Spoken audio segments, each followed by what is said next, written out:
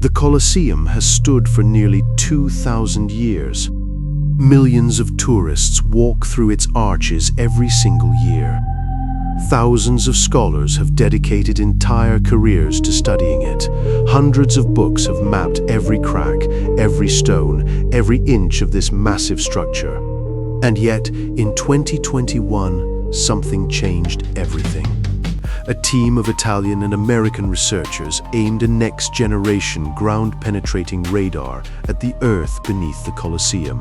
What they found made the entire archaeological community drop its jaw. Beneath the arena, beneath the underground tunnels that had been studied for decades, beneath everything we thought was the bottom, there was another level entirely, a hidden world no one even suspected existed. But to understand why that discovery is so shocking, we need to go back, way back. In 72 AD, Emperor Vespasian chose a site for his grand new amphitheater, and his choice was unexpected, to say the least. The location had been home to an enormous artificial lake, a centerpiece of Nero's legendary palace complex, the Domus Aurea, built after the Great Fire of Rome in 64 AD. Nero had literally flooded the land to create a private paradise for himself. Vespasian drained it, then he built on top of it for the people. It was a political statement as clear as any speech. Nero stole Rome's land for his own pleasure. The new emperor gives it back as a gift to the public. Building on a former lake bed, though, that's an engineering nightmare. The ground was soft, saturated, and completely unpredictable. Roman engineers dug a foundation pit several meters deep. They poured layer after layer of concrete and stone. And they created a base that still holds the Colosseum standing today through 2,000 years of earthquakes, neglect, and looting. The Colosseum opened in 80 AD under Vespasian's son, Titus. The opening games lasted 100 days. Ancient writers recorded thousands of animals killed and hundreds of gladiators dead. But here's the part most people don't know. At first, there were no underground tunnels at all. The arena floor was flat, just sand, open ground surrounded by the tiered seating above. And in those early years, the Colosseum hosted something that sounds completely insane: naval battles, real ones. The arena floor was flooded with water. Real ships were launched. Real men fought and died on those ships inside a stone bowl in the middle of a city. 50,000 spectators watched mock naval warfare from their seats. How exactly they flooded the arena is still one of the most hotly debated questions in Roman archaeology. Some researchers believe a specially built aqueduct fed the water in. Others think it used an underground cistern system inherited from Nero's lake. Either way, the spectacle was mind-blowing in ways we can barely imagine today. The underground tunnels, the hypogeum, came later. Emperor Domitian added them in the 80s AD. He wanted the shows to be even more spectacular. And the tunnels made the naval battles impossible forever. But what the Romans got in return was something the crowd could only describe as magic. Picture this: you're sitting in the stands. The arena below is flat and quiet.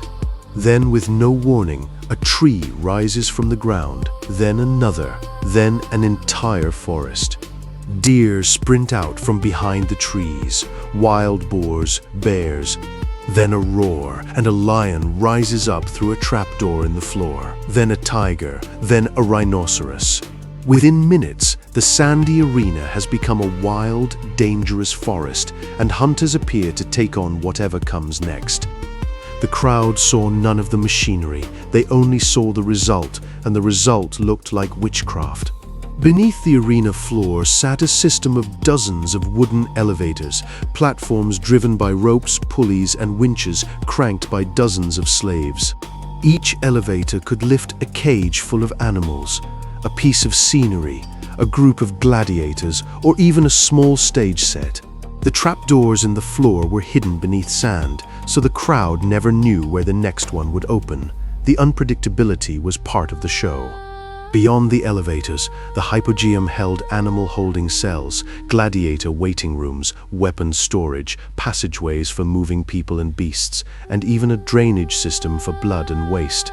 Beneath the Colosseum's floor, an entire underground city operated like clockwork.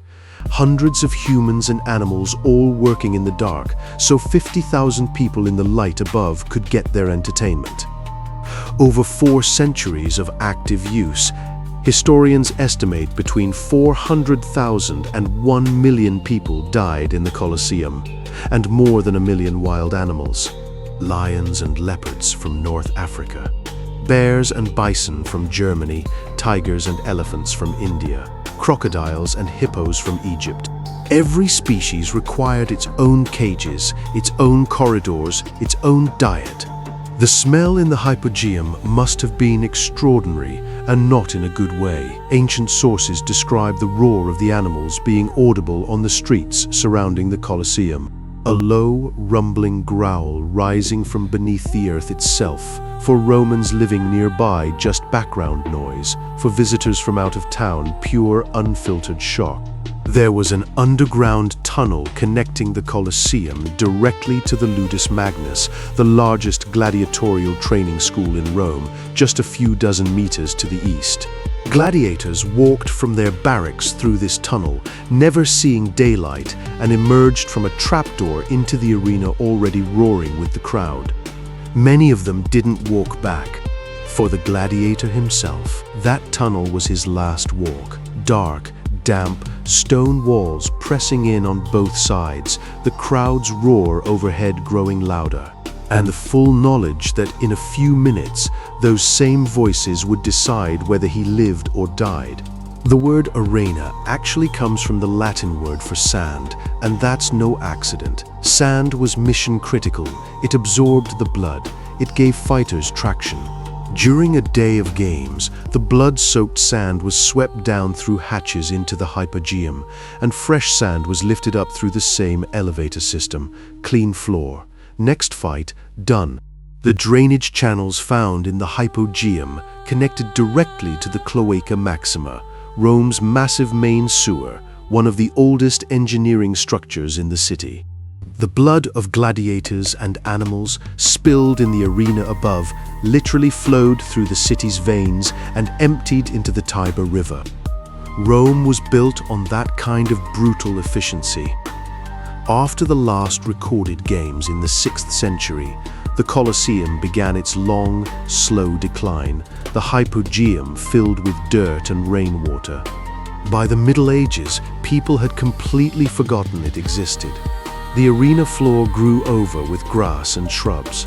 Homeless people, craftsmen, and traders lived inside the structure for centuries, and none of them knew there was an entire labyrinth of tunnels beneath their feet. It wasn't until the 19th century that archaeological excavations began clearing out the hypogeum. When scholars finally saw what was down there, it caused a sensation. An intricate network of corridors, fragments of the elevator mechanisms, guides for the animal cages, rail systems for the platforms. The Romans had built something like a theatrical stage machine of unimaginable scale, technology forgotten for over 1,000 years. By the early 21st century, the hypogeum felt thoroughly understood. Detailed maps published, three-dimensional models built, monographs written. The academic world was comfortable, satisfied. We know everything there is to know about what's under the Colosseum. The bottom had been reached. And then came the radar. Ground-penetrating radar sends electromagnetic pulses into the earth and reads what bounces back. Different materials, stone, empty space, water, metal reflect signals differently. Early versions of this technology existed since the 1980s, but they were limited, low resolution, shallow penetration. They could find a big void a few meters down, but couldn't show you any detail. The new generation that appeared in the late 2010s can read the ground to depths of 20 to 30 meters with centimeter-level resolution. It's essentially an X-ray machine for the Earth itself. Researchers from Sapienza University of Rome and Stanford University worked together on the Colosseum project. They operated at night, when tourist foot traffic was gone and road vibrations were minimal. They moved their antenna arrays across a carefully measured grid. Supercomputers assembled thousands of individual scans into a full three-dimensional map of the underground space. That map was nothing like what they expected. Beneath the known hypogeum, the radar detected another system of structures sitting 6 to 12 meters below the hypogeum floor. A series of precisely rectangular anomalies, walls, corridors, enclosed spaces. The edges were too regular, too geometric, too deliberate. Someone had built these spaces, and they were deeper than any previously known element of the Colosseum. So what are they? The leading theory remains of the infrastructure of Nero's Domus Aurea. That complex was enormous, stretching from the Palatine to the Esquiline Hill, with gardens, pavilions, and an extensive underground network of water channels, drainage systems, and storage vaults. When Vespasian built the Colosseum on top of the lake, he may have simply buried those systems rather than destroying them. They stayed beneath the new foundation, sealed and forgotten for 2,000 years. A second hypothesis is more exciting. Some researchers believe the structures could be part of the water system used for those legendary naval battles.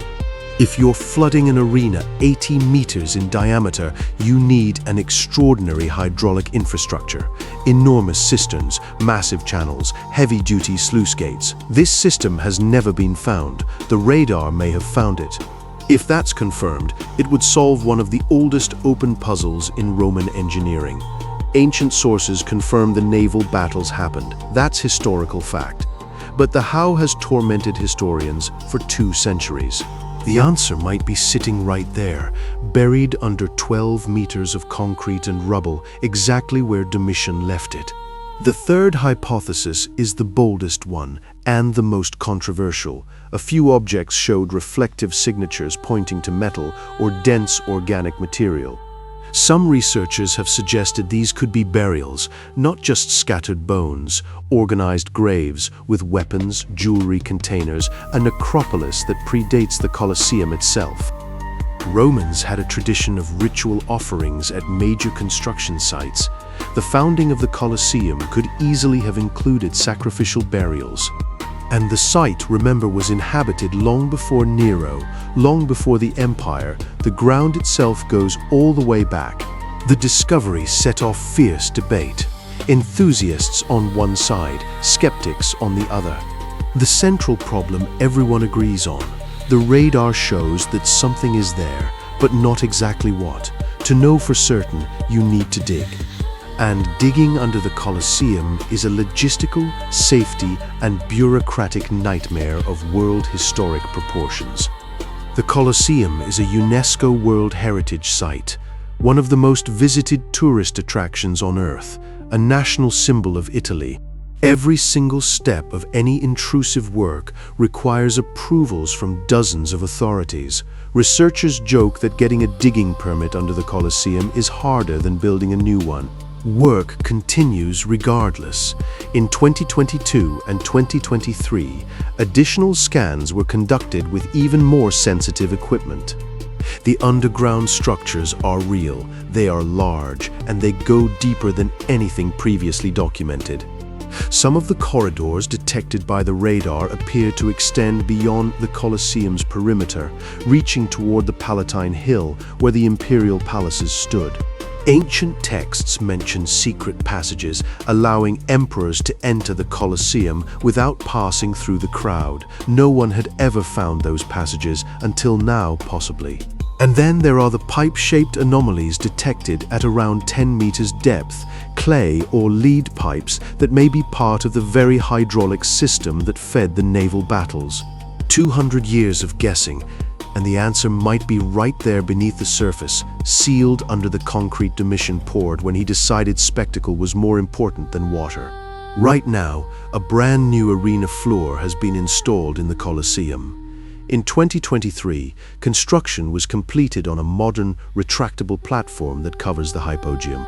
It restores the look of the original flat arena, the way it looked when it first opened. Events will take place on that platform for the first time in over 1,000 years. Some people love this idea. Some find it offensive, turning a monument to suffering into a venue for entertainment. But consider this. People are about to walk across that arena floor again, and directly beneath their feet, sealed under meters of history, lies a level that no living person has ever seen. Rome is not a city that sits on top of its past. Rome is a city that is its past, layer after compressed layer, going down like the rings of an ancient tree. When they built the metro system in the 1960s, every single station turned into an archaeological excavation. Construction on the newest line took more than 20 years instead of the planned 5. Workers couldn't sink a shovel without hitting a Roman townhouse, a medieval foundation, or an Etruscan burial site. Beneath one station, the barracks of Rome's Praetorian Guard. Beneath another, an ancient Roman farm, complete with an irrigation system. On average, every square meter of Roman soil contains 5 or 6 layers of previous civilizations. Rome isn't a city, it's an archaeological layer cake, and we live on the frosting. The Colosseum stands at the center of the ancient city, on ground inhabited long before the Roman Empire. Beneath Nero's Golden House, Republican-era buildings, beneath those, Etruscan traces, and beneath all of that, geological layers that remember when this place was nothing but marshland. When tourists walk through the hypogeum today, stepping through tunnels where lions once roared and gladiators once prayed, most of them think they're at the bottom. The radar says otherwise. Below the bottom, there's another bottom, and below that, possibly another one still. We don't know how many layers there are.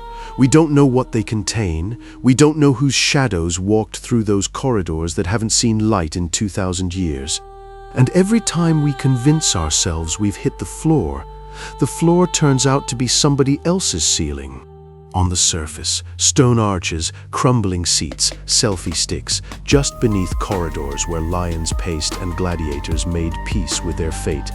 Deeper still, structures we've just discovered and can't yet explain, and deeper still, layers we haven't reached.